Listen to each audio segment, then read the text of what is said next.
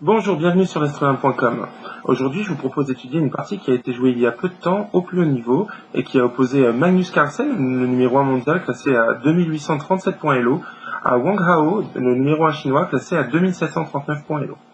Cette partie a été jouée lors de la deuxième ronde du tournoi de Biel, un tournoi du 4 niveau qui regroupe 6 joueurs dans un circuit fermé où ils se rencontrent chacun 2 fois, une fois avec les blancs, une fois avec les noirs. Et cette partie donc finalement revêt un intérêt pour le résultat final de la compétition puisque Carlsen et Wang ont finalement partagé la première place ex aequo du tournoi. Alors dans cette partie, Carlsen a les blancs et ouvre avec D4 et après cavalier F6, C4, E6, KSC3 et fou B4, nous voici dans une défense nimzo-indienne que nous avons déjà abordée dans une autre vidéo qui a opposé Anand avec les blancs, le champion du monde actuel, et Wang Hao, encore une fois, avec les noirs, puisque c'est une de ses ouvertures fétiches quand il défend contre D4. Alors dans cette ouverture, les noirs, nous l'avons déjà vu, clouent le cavalier C3 avec leur fou, afin d'exercer une pression sur la case E4 et d'essayer d'en prendre le contrôle pour notamment peut-être un jour y placer un cavalier, et ce qui augmentera d'ailleurs la pression sur le cavalier C3. Mais il y a plein d'autres idées stratégiques que nous avons déjà abordées et qui ne sont pas le propos de la vidéo d'aujourd'hui. Le but de cette vidéo est de vous montrer déjà une partie d'actualité, une partie qui a fait vraiment les gros titres des sites spécialisés sur les échecs ces derniers temps, et de se focaliser sur la manière de penser en termes de tactique et d'attaque aux échecs. Alors, sur ce fou B4, Magnus Carlsen a répondu Dame C2, la variante principale dans la mise indienne, et le coup qu'avait également choisi Anand dans la partie que nous avions étudiée. Et après petit roc, cavalier F3, Wang Hao a décidé de jouer B6. Voilà, donc le pion s'avance sur le côté afin de laisser la place au fou sur la grande diagonale. Cette idée n'est pas la principale dans cette position, puisqu'on peut également contester immédiatement le contrôle du centre des blancs en jouant soit D5, ce qui nous ramène dans une ouverture à l'esprit du gambit dame, soit le pion C en C5, afin de bloquer les pions blancs sur la colonne C, et de commencer à contester plutôt les cases noires, notamment en luttant avec le pion en D4. Alors, après B6, Magnus Carlsen a évoqué lors de l'analyse en salle de commentaires qu'il avait une mauvaise estime de ce coup depuis longtemps. Il estime que c'est une erreur en fait qui reste secrète, cachée même au plus haut niveau, parce qu'elle est régulièrement jouée par des grands maîtres de premier plan. Et il pense que les blancs peuvent tirer un avantage de cette ouverture dans toutes les variantes en jouant le coup ambitieux E4, qui est le coup principal ici. Alors, avec ce coup, les blancs établissent immédiatement un très fort centre de pions avec les pions C4, D4 et E4, mais s'exposent dans le même temps à une lutte qui risque de le désagréger, notamment grâce au prochain coup des noirs, qui va viser le pion D4, le seul pion qui contrôle les cases noires dans le centre des blancs, avec C5. Et voilà, maintenant la question est posée de savoir qui va pouvoir prendre le contrôle de ce point important, le point D4. Et on pourrait envisager plusieurs coups ici. On pourrait envisager par exemple de continuer le développement en sortant le fou de case noire en E3. On pourrait également envisager de pousser le pion en D5. Mais ce faisant, on s'assure le contrôle des cases blanches, mais les cases noires passent quelque peu aux mains des noirs, qui leur assurent, en tout cas leur donnent l'espoir d'obtenir du contre-jeu plus tard en y plaçant par exemple un cavalier. Dans la partie, Carlsen a joué un autre coup. Il a poussé le pion E. Donc c'est une suite qui va être beaucoup plus tactique, avec E5 qui attaque donc immédiatement le cavalier en F6. Alors, c'est un élément très important pour la dynamique de la position, d'avoir un pion blanc en E5, puisqu'en chassant le cavalier en F6, eh bien en fait c'est le roc noir que nous affaiblissons, avec le point H7 notamment qui va pouvoir être pris pour cible. On voit déjà que la dame blanche est placée sur la bonne diagonale pour ce faire, que le cavalier peut sauter en G5 pour augmenter la pression, et que le fou de case blanche va pouvoir naturellement se développer sur D3. Donc ça c'est un élément que je vous conseille de retenir quand vous essayez d'obtenir une position d'attaque sur le roc. Généralement, si vous arrivez à placer un pion en E5, eh bien ça va augmenter la force de votre attaque sur case blanche derrière. Alors ici, il y a deux suites possibles pour les noirs. On peut soit capturer en D4 immédiatement, soit tout simplement pousser le cavalier.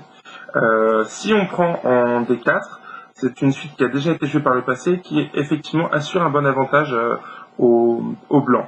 Il y a deux façons de réagir. On va dire la façon simple, avec la reprise du cavalier prend D4. Et maintenant que le cavalier noir est la seule pièce attaquée, il va falloir se décider à le bouger.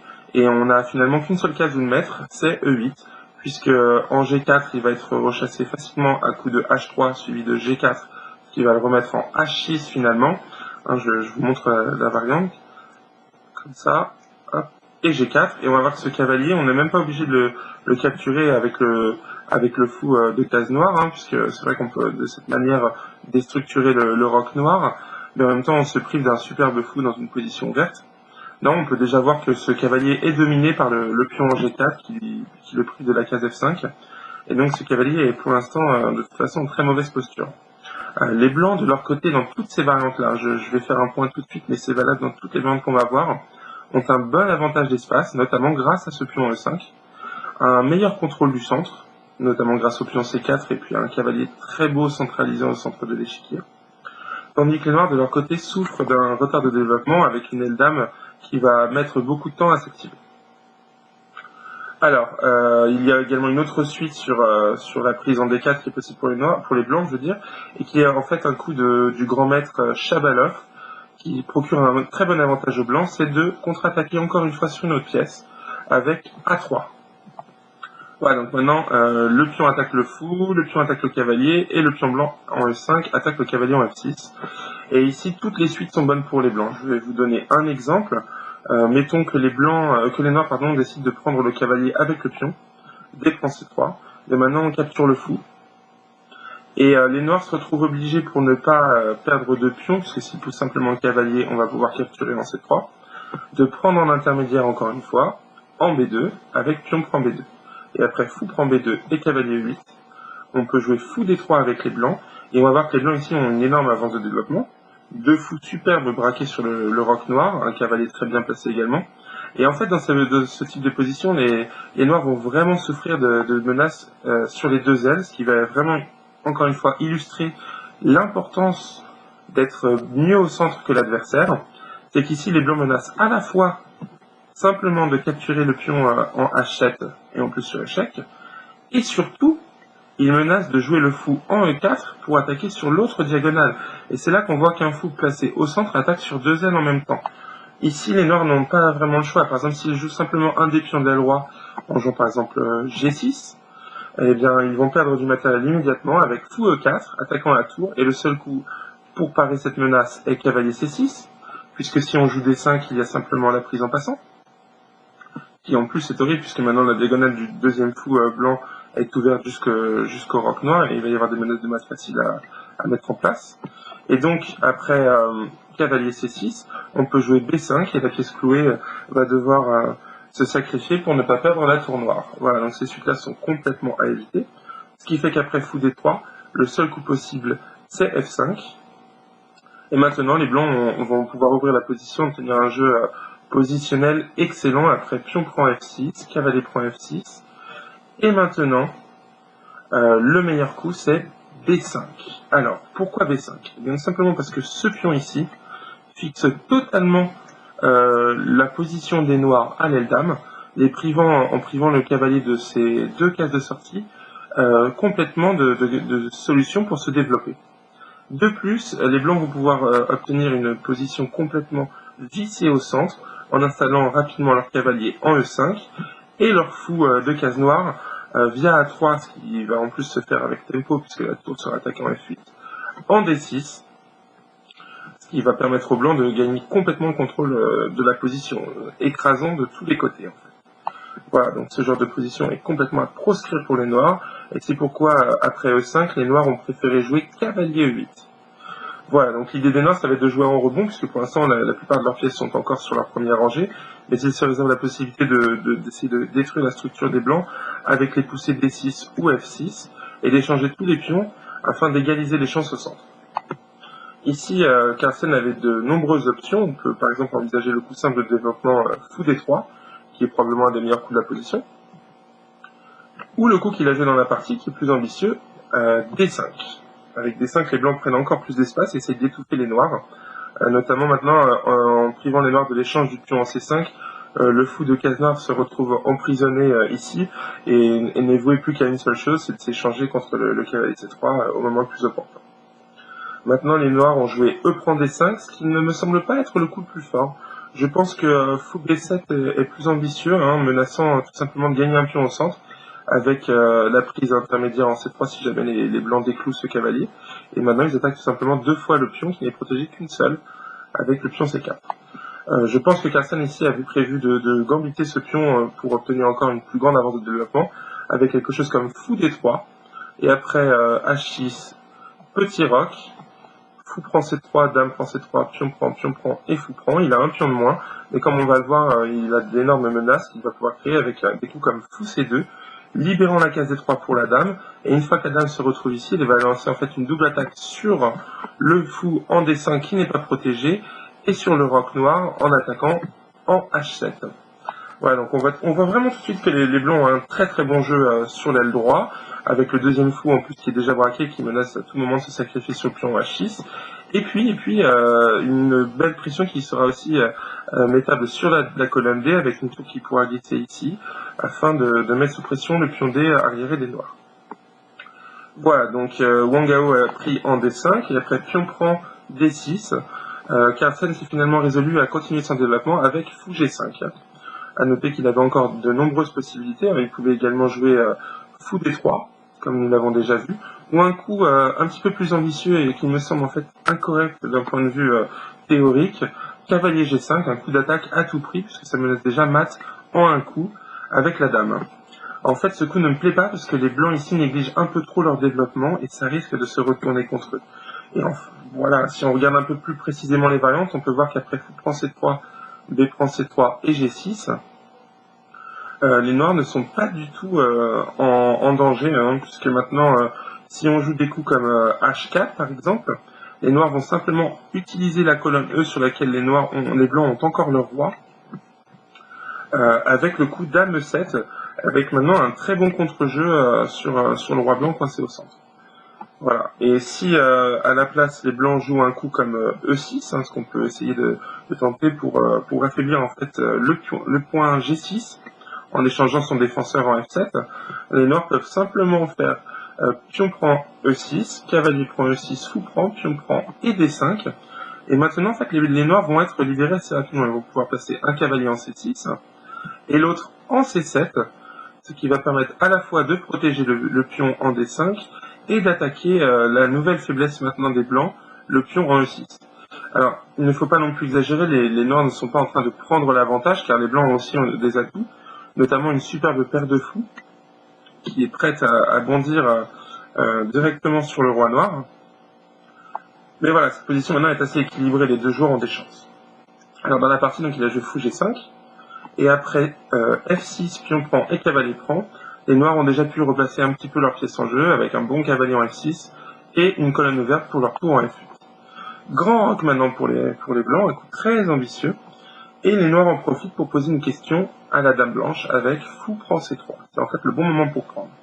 Puisqu'ici, les blancs vont être obligés de faire une concession, car ça a très bien réagi en prenant du pion. B prend C3. Ce coup déstructure complètement le roc des blancs, et c'est vrai que maintenant le roi blanc est un peu dans les courants d'air, mais il peut encore espérer se glisser un jour dans le coin pour être un peu plus en sécurité. Et en fait, ce coup est plus sain pour les blancs que de reprendre avec la dame, car en prenant avec la dame, alors déjà la dame perd son poste sur la belle diagonale B1 H7, et ça c'est un peu dommage pour la dynamique de leur attaque. Et ensuite, les noirs maintenant gagnent une très belle case pour leur pièce, la case B4. Ils vont pouvoir jouer cavalier A6, et maintenant cavalier non seulement dispose de la case en C7 qu'il avait déjà dans tous les cas pour aller attaquer par exemple le pion blanc en D5 ou soutenir une avancée de pion plus tard en B5, et en plus il peut déjà bondir en B4 pour aller embêter le roi blanc, il menacera d'ici déjà une fourchette royale, et on peut voir cette avancée de pièce se combinerait très bien avec un jeu de fou sur la diagonale B1 7, et j'en reparle parce que cette diagonale-là vous allez le voir, est un élément tactique très important dans la partie. Et voilà pourquoi Carlsen, dans la position, a préféré reprendre du pion, B prend C3, au détriment de la sécurité de son roi. Mais en fait, il garde des avantages dynamiques qui sont bien plus importants dans la position. Fou G4 pour les noirs maintenant, un coup assez normal de développement. Tour E1, la tour en profite pour prendre le contrôle de la seule colonne ouverte, et les noirs ne peuvent le contester pour le moment, puisque s'ils jouent des coups comme tour E8, on peut déjà capturer en E8, et après dame prend et fou D3, rien ne va empêcher les blancs de reprendre le contrôle de la colonne avec leur tour, et en plus ils ont une belle paire de fous, toutes les pièces développées, et les noirs n'ont pas de contre-jeu pour le moment. Ils ne peuvent bien sûr jamais prendre en D5, non seulement à cause de la prise du pion H7, mais en plus à cause du clouage fou C4 et même dame B3 derrière qui gagnerait la pièce assez rapidement. Voilà, donc dans la partie, ici, c'est un peu un tournant dans la position, parce que je pense que Wang a fait ici une erreur stratégique importante en choisissant de déstructurer les pions blancs à l'aile roi avec fou prend F3. Et ce coup a certes des avantages positionnels, mais en même temps il va permettre aux blancs, après la reprise du pion, d'ouvrir la colonne G directement sur le roi noir, et ça va peser lourdement sur la défense des noirs plus tard. En fait, dans cette position, je pense que le meilleur coup est un coup sain de développement, cavalier B D7 tout simplement, avec des cases accessibles pour le cavalier, peut-être mettre la dame en C7 et commencer à jouer à l'aile dame. En tout cas, ça va être la suite la plus saine pour les noirs. Maintenant, après fou point 3, tout n'est pas clair encore, mais ça va donner beaucoup de jeu à Magnus Carlsen, qui va savoir en profiter. G prend F3 et cavalier B D7. Maintenant, les blancs ont encore une fois beaucoup de coups. On peut envisager, mis à part pour G1 qui est assez logique et le coup de la partie fou D3, on peut envisager d'autres coups comme par exemple fou H3 que je trouve très intéressant. L'idée étant de placer un jour un fou sur l'avant-poste en E6 et de mettre une grande pression directement dans le camp noir. Voilà, donc ça c'est un coup un peu positionnel intéressant. Un autre coup positionnel ici, c'est F4, une avancée de pion qui va permettre de priver les noirs de leur seule case pour l'instant à disposition pour les cavaliers. Et donc on retarde un petit peu le développement pour gêner l'adversaire, c'est un coup intéressant. Ou tour E6, c'est un autre coup qui va permettre de mettre la pression à la fois sur le cavalier en F6, qui pour l'instant certes est bien protégé, et à la fois sur une faiblesse chronique de ce type de structure de pion pour les noirs, le pion arriéré en D6. Voilà. Donc dans la partie, les blancs ont joué fou D3. Ce qui menace déjà directement le pion H7, puisque le cavalier H6 est cloué, et les noirs jouent H6. Dans cette position, Carlsen a réfléchi énormément de temps, il s'est quasiment placé en date note dès le 16e coup de la partie, car il a fait un bilan très simple, et c'est là qu'on voit que les joueurs doivent développer de l'instinct aux échecs. Il a terminé son développement. La position revêt un caractère semi-ouvert qui est assez favorable à la paire de fous qu'ils possèdent. Et ils ont également deux colonnes ouvertes pour leur tour qui sont très belles. La colonne E qui est déjà exploitée et la colonne G sur laquelle ils vont pouvoir placer leur deuxième tour. Ceci ajouté au fait que le roi noir commence à avoir des faiblesses dans son roi, car notamment les cases blanches, on voit qu'elles sont déjà dans les courants d'air, l'a incité en fait à chercher une combinaison, et très logiquement, il y a un coup qui saute aux yeux quand on pense de cette manière-là, quand on se fie à notre instinct. C'est-à-dire que là, la position a l'air d'être affaiblie pour les noirs et on a tous les avantages dynamiques de notre côté. On cherche la combinaison. Ici, il a cherché fou prend H6, il a cherché à le faire marcher.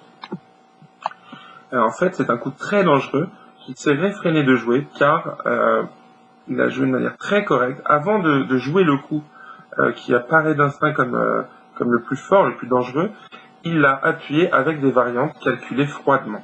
Et ces variantes ne l'ont mené à aucun gain pour le moment. Il s'est donc dit que le sacrifice était peut-être un petit peu risqué pour le moment. Mais voyons ensemble à quoi ça mène. Il est quand même très facile pour les noirs de se tromper. Et il y a de jolies idées tactiques. Après G prend H6, logiquement on place la tour en G1 avec. Donc tour H-G1 échec, roi H8. Et maintenant le coup qu'il fallait avoir vu pour comprendre que fou prend H6 était un coup dangereux, c'est dame D2. Avec dame D2, on place maintenant la dame sur une autre diagonale très dangereuse, et elle vise directement H6 pour mater en deux coups, puisque là maintenant si les blancs jouent, ils jouent dame prend H6, cavalier H7 et dame prend, protégé par le fou en D3.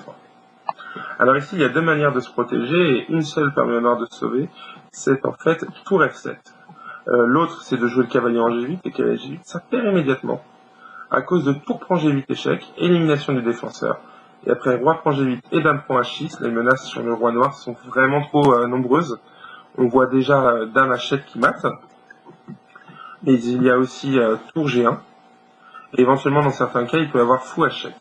Donc toutes ces variantes-là sont horribles pour les noirs. Et donc sinon, ils doivent jouer tour F7 et tolérer l'intrusion de la dame en H6. Et après dame prend H6, il y a cavalier H7, qui est maintenant protégé par la tour. Alors, la défense a l'air de tenir à un fil, mais pour l'instant, elle tient bien. La case G7 est protégée également par la tour. La case F6 est surprotégée par le cavalier en D7, la tour en F7 et la dame en D8. Et donc tout a l'air de tenir. C'est pour ça que Carlsen, même s'il a poussé plus loin ses analyses, a décidé de ne pas rentrer là-dedans. En fait, il a regardé un peu plus loin, il a regardé tour E6 qui met un peu la pression sur le pion D6, mais les noirs ici ont un excellent coup de défense. Encore un coup auquel il faut penser quand on joue en défense, c'est de rechercher l'échange des pièces agressives les plus fortes de l'adversaire.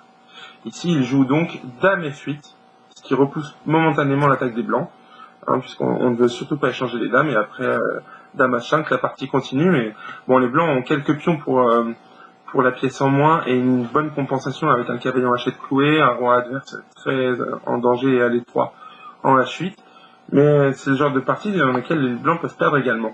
Et c'est pourquoi il a préféré ne pas la jouer. En réalité, à tour 6, les noirs ne répondent pas dame F8, qui est le bon coup, et s'ils jouent par exemple cavalier E5, les blancs gagnent en ligne. Alors je vous propose de mettre pause maintenant pour chercher de votre côté comment gagner avec les blancs. Et pour ceux qui veulent le découvrir tout de suite, je donne la solution. La suite gagnante est de tout simplement prendre le cavalier avec le fou, fou prend H7, et tour prend H7. On est en train en fait de libérer le contrôle de la case F6 par les noirs. On a éliminé un cavalier potentiellement, même s'il est cloué pour le moment, et la tour qui était en F7.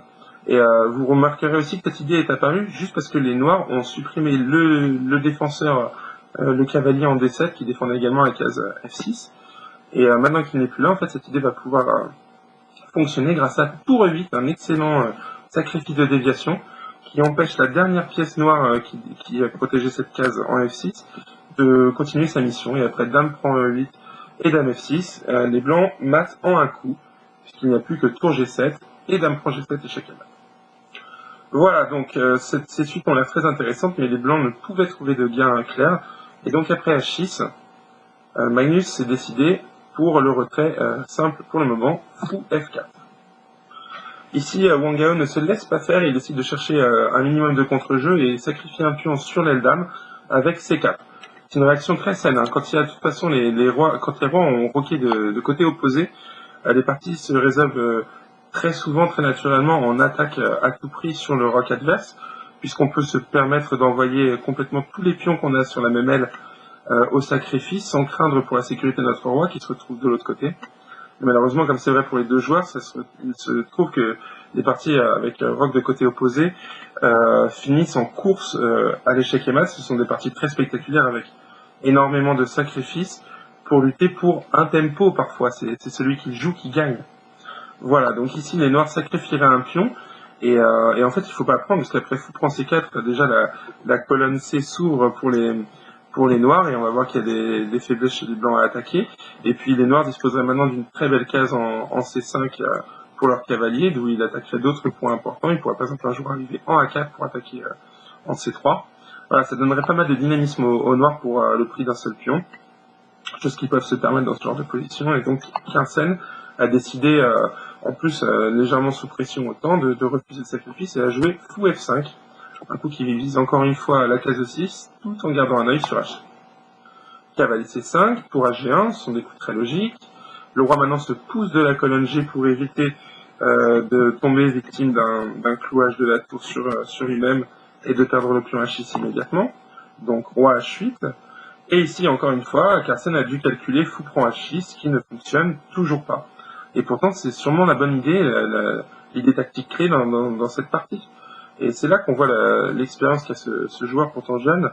Il se réfrène, il ne saute pas sur l'occasion de jouer pour l'attaque à tout prix. Et pour l'instant, il renforce tranquillement sa position pour G6. Voilà, donc maintenant il menace réellement de prendre en H6, puisqu'ils pourront en plus reprendre avec la tour derrière. Ici, les noirs avaient le choix entre un coup simple, le coup qu'ils ont joué dans la partie, qui renforce leur 7e rangée avec tour F7, et un coup plus tactique, cavalier F, E4, qui donc donne un cavalier en E4, mais les blancs devant un problème avec leurs deux fous qui ne sont plus protégés sur la colonne F. Alors je vous propose encore une fois de mettre pause afin de décider lequel des deux coups vous plaît le plus. Est-ce que vous auriez joué tour F7 ou cavalier FE4? La question est donc de calculer cavalier FE4 a priori pour vérifier déjà si le coup fonctionne tactiquement et s'il est jouable ou non pour les noirs. Alors je vous donne la solution. Ici en fait les noirs sont complètement perdants à cause d'un sacrifice qu'on attendait de toute façon. Fou prend H6. Et les noirs peuvent récupérer au choix le fou en F5 ou le fou en H6, mais aucune des deux prises ne fonctionne bien. Par exemple, le plus simple c'est de commencer par avoir la prise en H6, G prend H6, tour prend H6, roi G7, tour H7, échec, roi F6, on se retrouve avec un roi complètement au centre de l'échiquier, et ici les blancs récupèrent leur pièce avec fou prend F5. Ils ont donc nettoyé complètement l'aile roi des noirs, mis le roi en grand danger, tout ça en gagnant du matériel. Donc cette suite-là est forcément très mauvaise. Et après fou prend H6, il y a également tour prend F5 qu'il fallait calculer. Et ici, en fait, les blancs peuvent renforcer simplement leur attaque avec tour EG1, menaçant de prendre en G7 avec plus de force. Et on ne peut prendre le fou sous peine de mat en un coup, tout simplement, parce qu'il y a sur G prend H6, il y a tour prend H6 et échec et mat. Donc ici, les noirs ont un cavalier en prise, des menaces en G7 grave. Et après cavalier D3, échec et roi B1, ce qui ne change rien à la position, les noirs doivent se résoudre à rendre une pièce pour essayer de tenir, avec par exemple cavalier G5, un coup qu'on pourrait qualifier de coup d'ordinateur, et qui montre bien dans quel désarroi se trouvent les noirs ici. Après fou prend G5 et dame F8, les blancs peuvent simplement trouver une meilleure place pour ce fou G5 gênant avec fou E3, un coup que nous reverrons dans la partie, et qui propose en fait au fou de se replacer en D4 en plein milieu de l'échiquier. Comme nous l'avons vu au début, ce fou ici, il passera une énorme pression sur la diagonale qui mène au roi noir, tout en regardant pour plus tard les pions à l'aile d'armes. Voilà, donc cavalier FE4 en fait ne fonctionnait pas, même s'il a fait un peu peur à Magnus Carlsen, comme il le confessera en salle d'analyse, puisqu'il ne l'avait pas vu avant de jouer son coup tour G6. Mais après tour G6, Wang Hao a joué tour F7. Et encore une fois, la question est de savoir si fou prend H6 est le bon coup ici. Donc je vais vous laisser mettre pause encore une fois si vous le souhaitez. Hein. C'est une bonne façon de s'entraîner, se mettre dans la peau des joueurs et essayer de voir ce que nous aurions joué à leur place. Et ici en fait c'était le bon moment pour prendre en H6. Tandis que Carlsen a préféré jouer un coup simple avec tour EG1, un coup qui est déjà très fort, mais qui va permettre aux noirs de se regrouper. Ici en fait il fallait jouer fou prend H6 et après G prend H6 et tour prend H6. Les noirs vont se retrouver dans une très mauvaise position. Par exemple, si je joue roi G8, c'est tout de suite fini avec tour G1 échec. Et les noirs se retrouvent obligés bien sûr de mettre la tour en G7, puisque s'il joue le roi en F8, il y a tour H8 qui va gagner la dame. Hein, le cavalier peut partir en F8, mais on peut le capturer puisqu'on est protégé. Donc ici, il faut jouer tour G7. Et là, le coup qu'il fallait voir, c'est un coup qui permettra à la dame blanche de rentrer en jeu immédiatement, puisque la dame pour l'instant est gênée par son fou. C'est fou H7 échec. Et maintenant après, en fait on ne peut capturer, puisque sur cavalier prend H7, il y a dame prend H7 profitant du clouage de la tour, et ensuite les trois pièces lourdes des blancs vont gagner rapidement la partie. Et que faire maintenant avec le roi noir? Si on joue roi H8, il y a fou G8 échec, roi prend G8, tour prend G7, roi prend G7, dame G6 échec, roi F8, tour H8 échec, et comme on va le voir, ça mène au mat rapidement, parce qu'après qu'il y a G8, tour prend roi E7 et dame G7, les noirs sont mat. Et sur roi F8, les blancs ont en fait maintenant tour prend G7, roi prend G7 et dame G6, toujours la même méthode, on a éliminé le fou qui gênait les blancs pour ramener leur dame, et la seule pièce qui défendait la case G6, c'est-à-dire la tour noire en G7. Et l'intrusion de la dame blanche maintenant va être décisive. Je vous passe les détails, mais c'est fini. Et donc il fallait jouer fou prend H6. Dans la position, Carlsen a joué tour G1, et maintenant les noirs jouent dame F8. Fou E3, donc toujours le coup que nous avions vu tout à l'heure, qui va permettre au fou de se replacé en D4. Et les noirs ici ratent leur chance. Le meilleur coup était en fait de jouer le cavalier en H5 froidement, sans avoir peur pour lui, puisque pour l'instant, finalement, assez étrangement, il est stable ici. Le pion en H6 contrôlant la case G5, on ne peut venir le chasser, et ce cavalier en H5 défend le pion en G7, ce qui est forcément le point clé dans la position. Et à la place de ça, donc les noirs ont fait ce qui est maintenant l'erreur fatale avec cavalier prend D5, prenant un pion indigeste au centre, ce qui pourtant a l'air simple puisque dans le même temps, leur tour attaque le fou en F5. Alors je vous laisse ici encore quelques secondes, je vous conseille de mettre pause pour décider quel coup vous joueriez avec les blancs. Je vous propose d'étudier fou D4, fou prend H6, ou de chercher un autre coup éventuellement si ces deux-là ne vous conviennent pas. Voilà, donc dans la partie, Carlsen ici a joué fou D4, un coup qui donne déjà un bon avantage au blanc. Fou prend H6 est également très simple, puisqu'après pion prend et tour prend, on va se retrouver dans le même type de variante que tout à l'heure. Et donc les noirs ne peuvent prendre, donc ça gagne un pion immédiatement, puisqu'on menace de prendre en G7. Mais il y avait encore plus fort avec fou prend C5, un coup difficile à comprendre à première vue, et qui en fait gagne la qualité. Alors pourquoi ça gagne la qualité? Eh bien tout simplement parce que le fou des blancs rêverait d'aller en E6 pour attaquer le cavalier en D5 non protégé et la tour en F7 qui n'est pas protégée non plus. Mais ce n'est pas possible car le cavalier en C5 défend la case E6. Et donc ce que nous allons faire, c'est tout simplement encore une élimination de défenseurs, avec fou prend C5 et après B prend C5 et fou E6. Les noirs vont perdre la qualité. Voilà, donc dans la partie, Carlsen a joué fou D4, on peut l'excuser, il était maintenant en grande zeitnote au 23e coup, avec encore 17 coups à jouer. Il a essayé de jouer des coups simples qui maintiennent la pression. Cavalier F6. Dame D2, donc la dame encore une fois se replace maintenant que son travail fait sur la diagonale blanche pour aller viser le point clé en H6. Et les noirs vont jouer ici tour E8. En fait, il n'y avait plus grand chose à faire pour empêcher les blancs de faire craquer la position sur les cases noires, puisqu'on va voir que toutes les pièces blanches sont axées sur cette diagonale sur laquelle se trouve également le roi, et que la dame même participe à l'action en visant H6 et rendant ce pion fou, puisque le pion G7 a maintenant deux missions, protéger F6 et protéger H6. Et en fait, il doit également essayer de survivre, ce qui est difficile. Carlsen va ici jouer avec sang-froid le sacrifice correct, tour prend G7, qui détruit complètement la position des noirs et a obligé Wang Gao à se résoudre à capturer avec la dame. Car tour prend G7 est encore pire. Si on prend avec la tour, on perd le contrôle d'H6. Et après dame prend H6, échec et roi G8. Il y a fou H7 échec, un coup que Wang Gao avait probablement sous-estimé dans la partie, et qui gagne sur le champ. Parce que maintenant, on ne peut prendre avec le cavalier sous peine de perdre la tour en G7, le cavalier est cloué. On ne peut prendre avec la tour, bien sûr, puisque la tour est clouée sur la tour blanche. Et donc, il faut bouger le roi, mais que faire avec le roi? Si on joue roi F7, on perd le contrôle de la case F6. Il y a maintenant dame prend F6, échec et mat, exactement.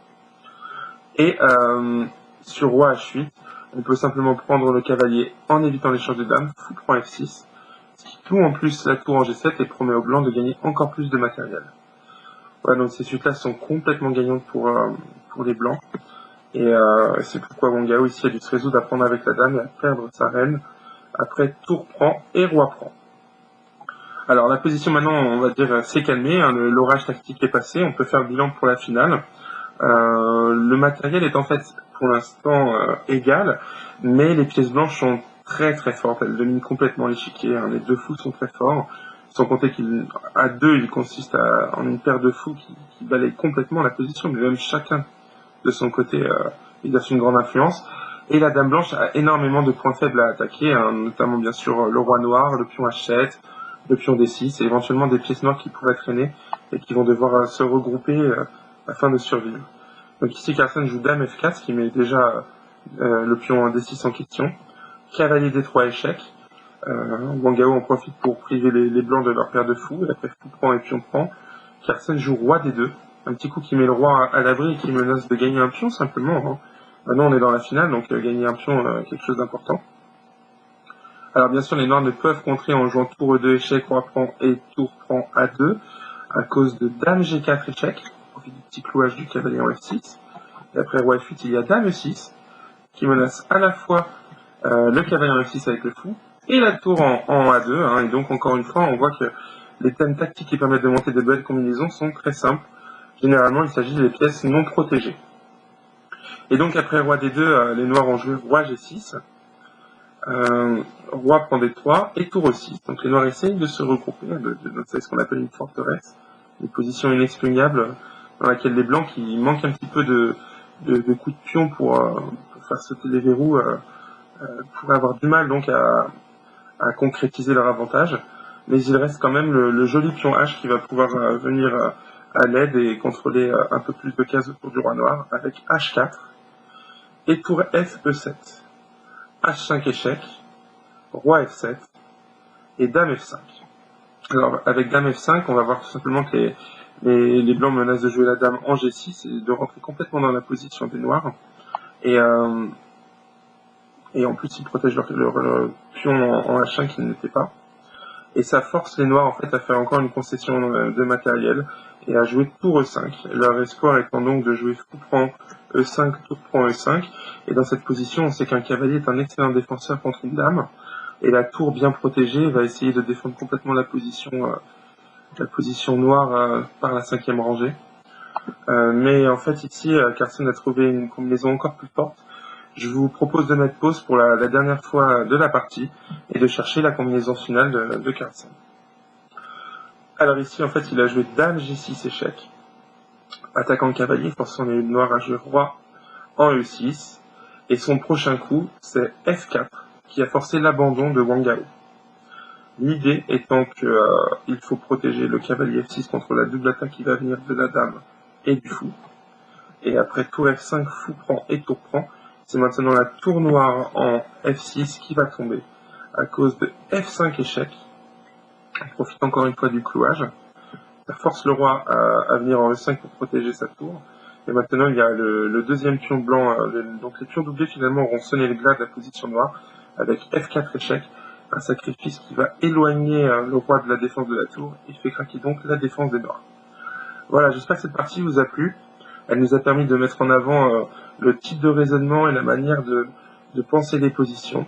C'est-à-dire que Carlsen s'est mis à calculer les sacrifices à partir du moment simplement où des caractéristiques dynamiques étaient présentes dans la position. Il ne les calcule pas à tous les coups gratuitement. Mais au moment où les noirs s'affaiblissent en jouant H6, il a la paire de fous, il a des colonnes ouvertes pour ses tours, il a un développement qui est meilleur, un avantage d'espace, et votre instinct doit vous signifier dans ces cas-là que c'est peut-être le moment de chercher une combinaison, de regarder où sont les faiblesses adverses. Et là où on voit la bonne méthode derrière, c'est qu'il ne le joue pas tant que ses variantes ne lui affirment pas que son instinct était sur le bon chemin. Voilà, j'espère que cette partie vous a plu. À bientôt sur l'espelin.com.